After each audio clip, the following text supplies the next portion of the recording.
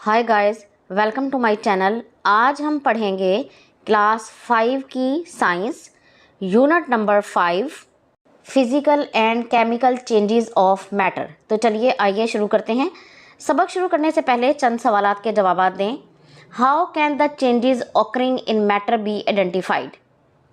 तो इसका जवाब है observations that indicates a chemical change has occurred include colour change, temperature change, formation of bubbles, formation of precipitate.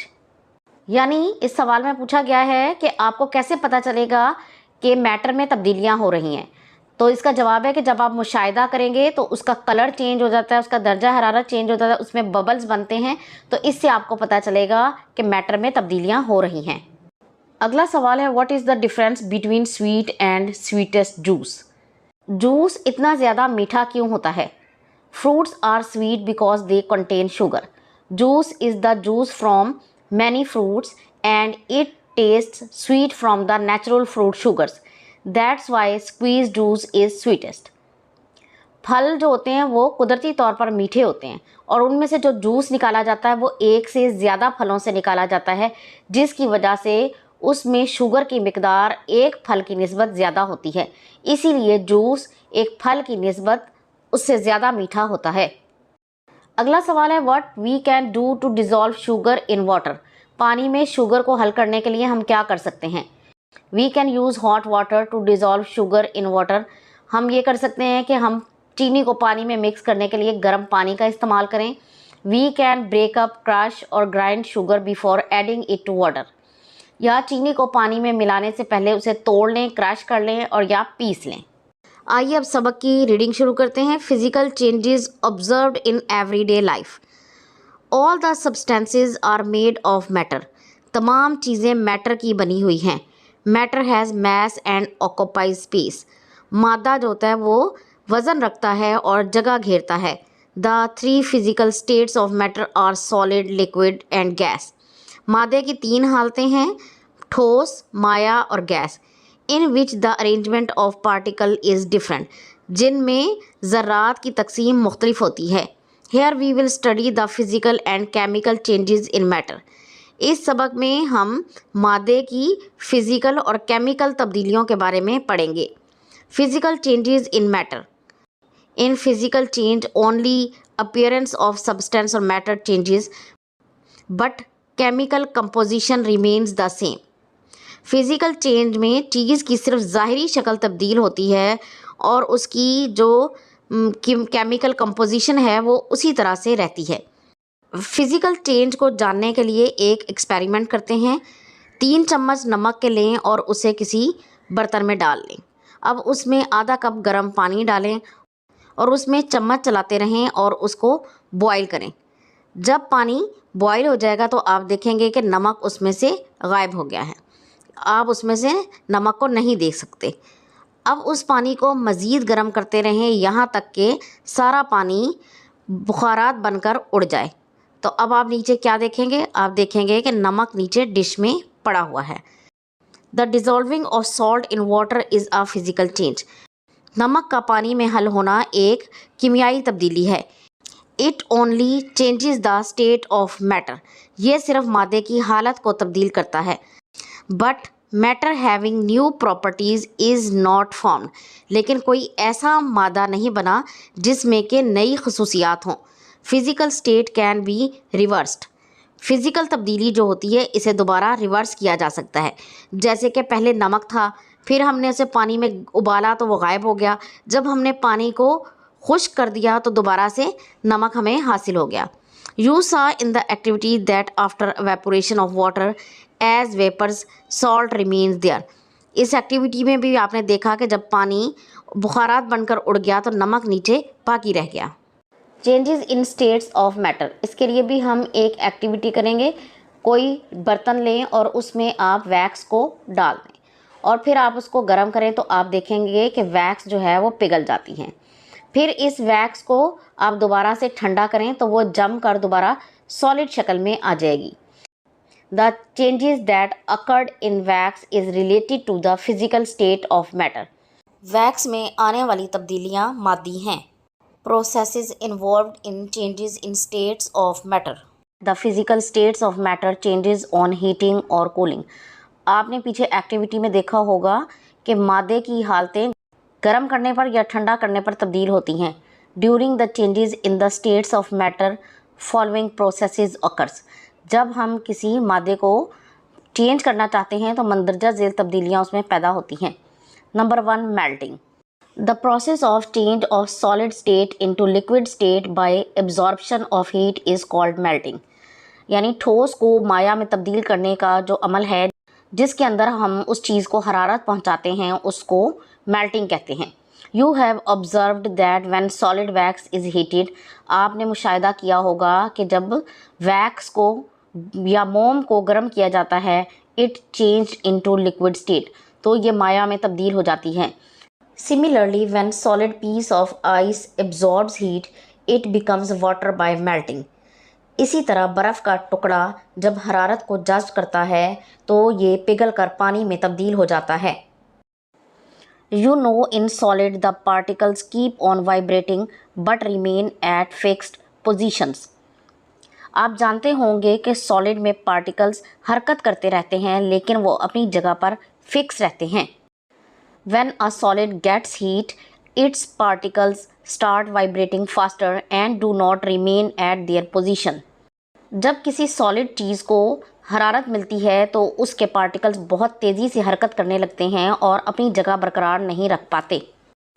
The forces of attraction between them become weaker and they move away from each other. उनके दरमियान में जो कशिश होती है वो कम हो जाती है और एक दूसरे से दूर हो जाते हैं.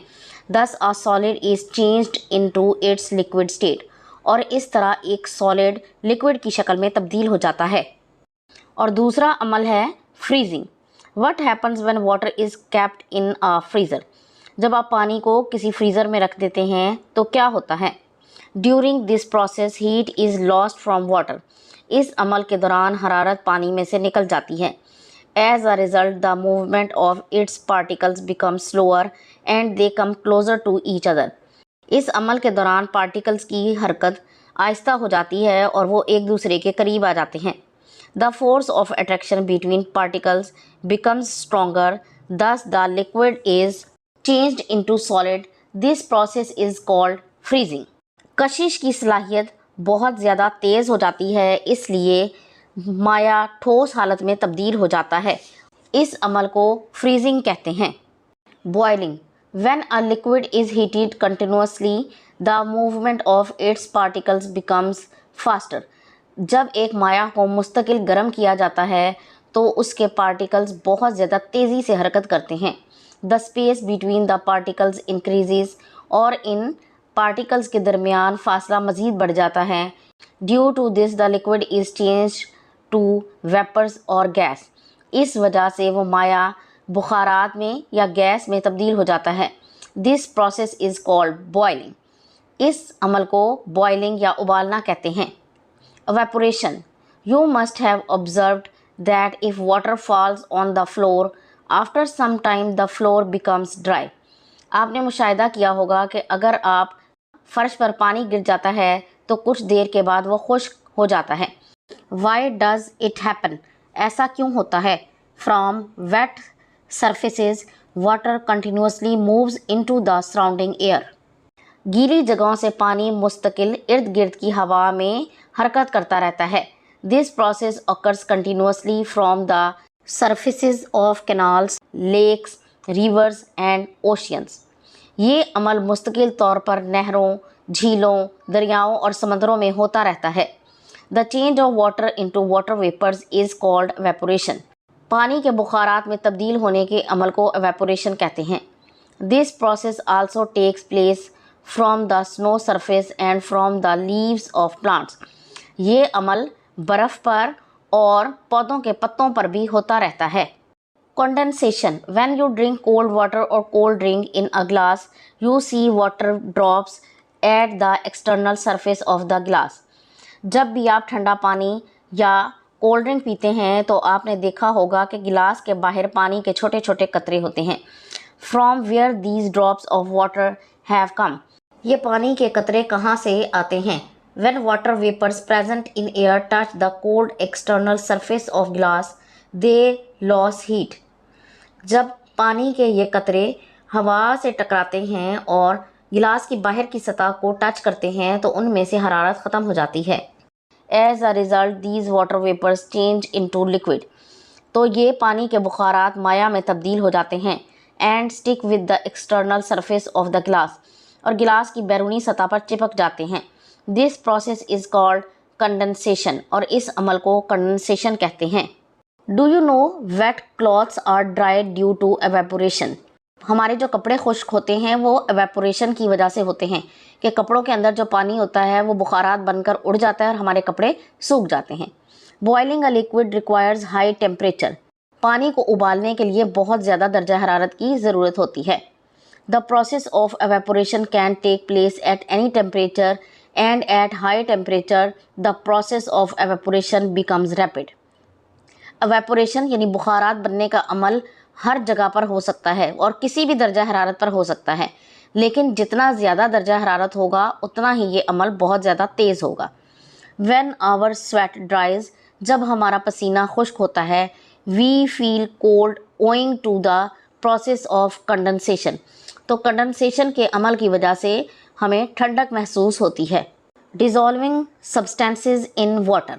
You have observed that salt dissolves in water. आपने मुशाहिदा किया होगा कि नमक पानी में हल हो जाता है. When a solid or liquid thing is placed in water, जब भी कोई सॉलिड या लिक्विड चीज़ पानी में डाली जाती है, it's particles dissolve uniformly in water and from a mixture called solution. तो इसके जो अज्जा होते हैं वो तेज़ी से पानी में हल हो जाते हैं और एक मिक्सचर बनाते हैं जिसे सॉल्यूशन कहते हैं. There are two important components of a solution. एक सॉल्यूशन के दो अहम अज्जा होते हैं. Solute, the substance that dissolves in water and is in less quantity is called solute.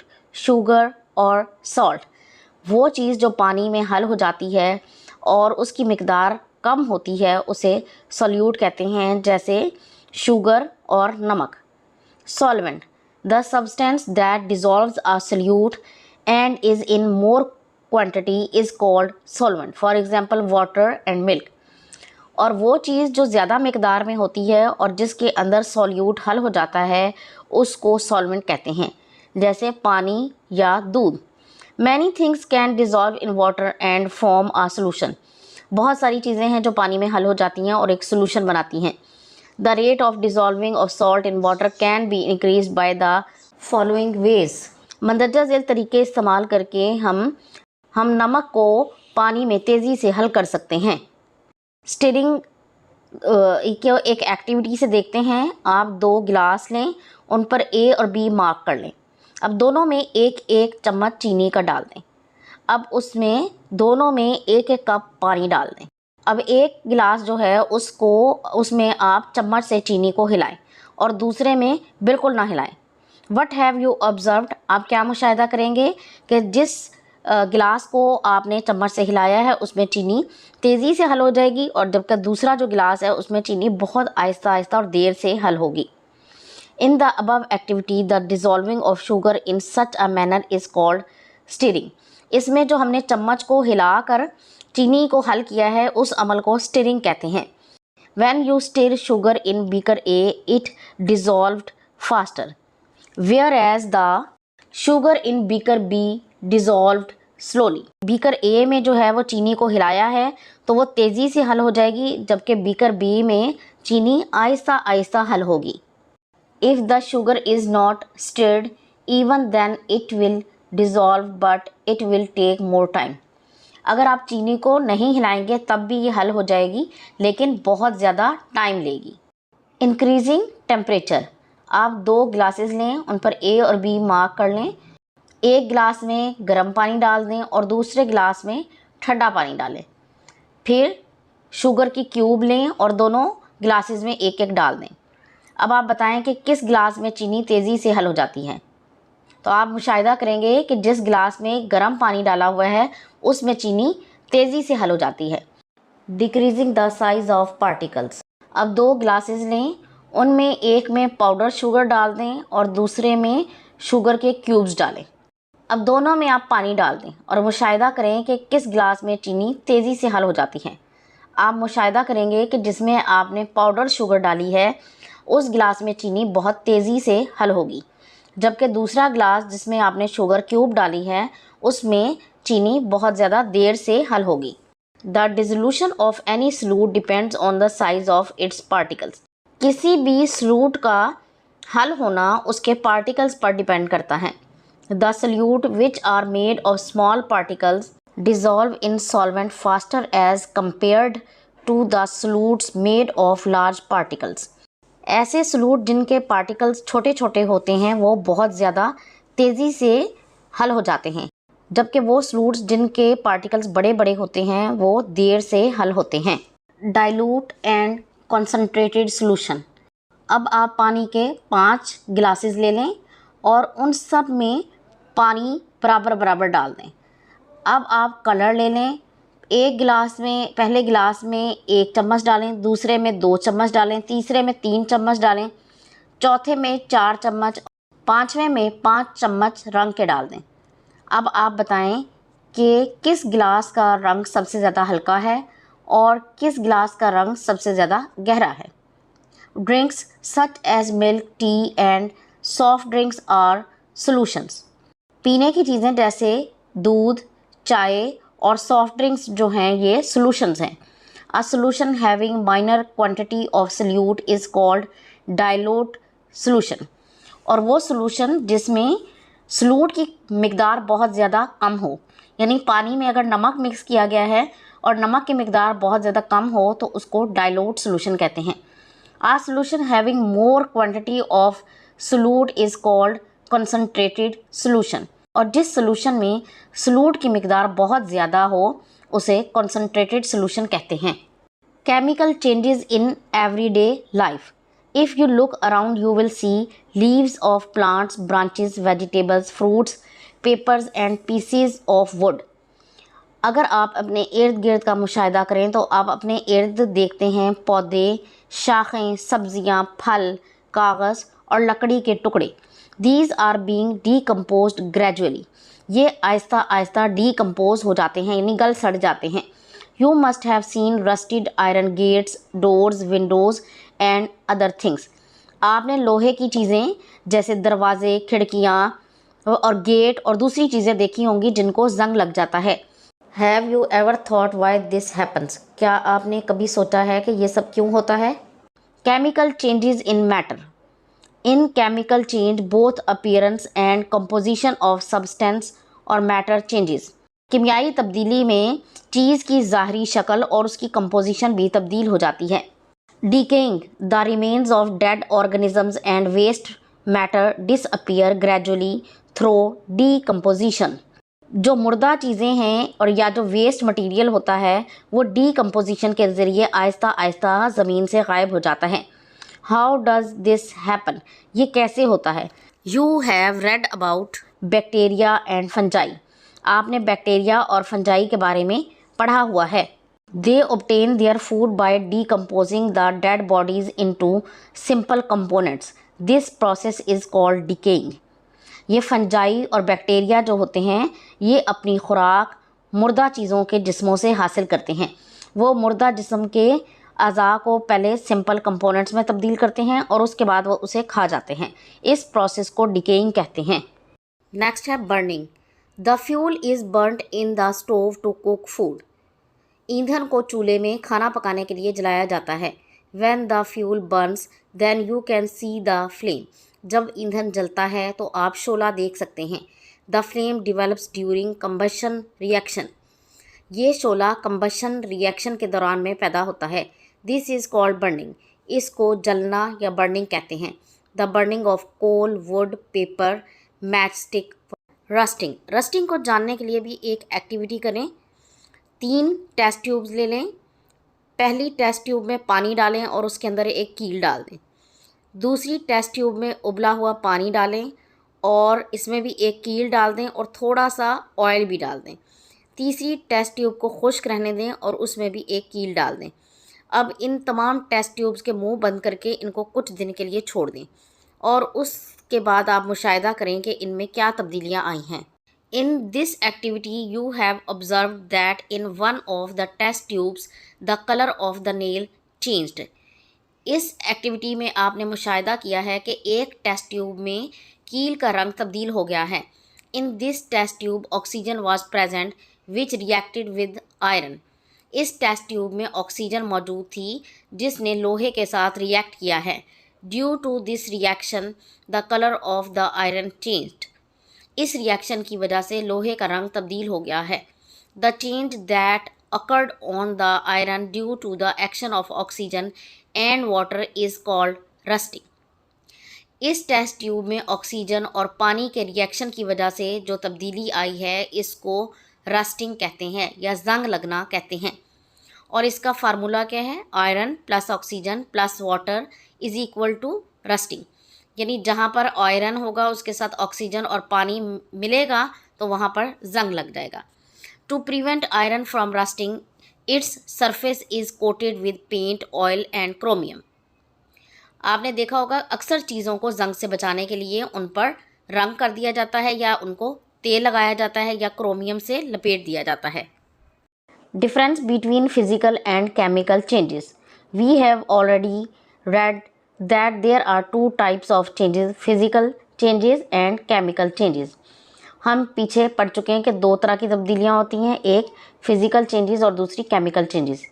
If during a change of any material, if no new material is formed with different properties, then such change is called a physical change. यानी किसी भी material की तब्दीली के दौरान में उसकी ना तो खसूसियात तब्दील होती हैं और ना ही कोई नया मटेरियल बनता है, तो उसको हम फिज़िकल चेंज कहते हैं। Physical change can be reversed, यानी फ़िज़िकल चेंज को दोबारा से दोहराया जा सकता है। Such as on heating the solid wax becomes liquid but remains a wax. जिस तरह वैक्स को गर्म करने पर वो पिघल जाती है लेकिन रहती वो वैक्स ही है। On cooling the liquid wax becomes solid but remains a wax. ठंडा करने पर ये लिक्विड वैक्स सॉलिड बन जाती है लेकिन रहती वैक्स ही है। A change in which a new material with different properties is formed is called chemical change. लेकिन कोई ऐसा रिएक्शन जिसकी वजह से उस मटेरियल की शक्ल भी तब्दील हो जाए और उसकी खसूसियात भी तब्दील हो जाए और एक नया मटेरियल बन जाए, उसको केमिकल चेंज कहते हैं। The burning of paper is a chemical change as ash is formed in the process. The chemical change cannot be reversed. कागज़ का जलना एक केमिकल चेंज है, यानी कागज़ जलने के बाद राख बन जाता है और इस तब्दीली को दोबारा से रिवर्स नहीं किया जा सकता। आइए अब इस सबक की एक्सरसाइज सॉल्व करते हैं। The change of milk into yogurt is. दूध का दही में तब्दील होना क्या है? Physical change, climate change, chemical change, change of color. The right answer is C, chemical change. Why did a person paint his iron gate? कोई भी शख्स अपना लोहे का गेट पेंट क्यों करता है? To save from rusting, to save from sunlight, to make it beautiful, to save from water. The right answer is to save from rusting. उसको जंग से बचाने के लिए। Which factor will not affect the dissolving of sugar in water? Number 1, adding salt in water, making sugar powder by grinding, heating water and sugar, stirring water and sugar. The right answer is A, adding salt in water. Which one is not a chemical change? इनमें से कौन सा change जो है वह chemical change नहीं है? Seed germination, making paper boat, burning of wood, cooking food. The right answer is B, making paper boat. What type of change is it when metal expands on heating? जब कोई भी metal गर्म करने पर फैलता है तो ये कौन सा चेंज है? Permanent, chemical, physical, temporary. तो ये टेम्परेरी चेंज है। Explain evaporation giving examples from everyday life. From wet surfaces water continuously moves into the surrounding air. This process occurs continuously from the surfaces of canals, lakes, rivers and oceans. The change of water into water vapors is called evaporation. Define condensation. The change of water vapors into liquid and stick with the external surface of glass is called condensation. What is rusting and which type of change is this? The change in iron that is due to water and oxygen is called rusting. This is a permanent change. Give an example of chemical change in which carbon dioxide is produced. When slaked lime is added in water, it produces carbon dioxide. Explain the three states of matter and their interconversion. All the three states of matter are changed in another on heating. For example, ice change into liquid, liquid changes into gas. Weigh 1/4 glass of vinegar and teaspoon of baking soda. Then mix them together. As a result, bubbles will be formed. Weigh this compound again. Now its weight will become less than the previous one. How will you explain the loss of weight? Answer: there is chemical reaction occurs due to which gas is released in the form of bubbles. Due to this, there is loss of weight. On mixing vinegar and boiling water, bubbles are produced. Out of the two, one is chemical change and the other one is physical change.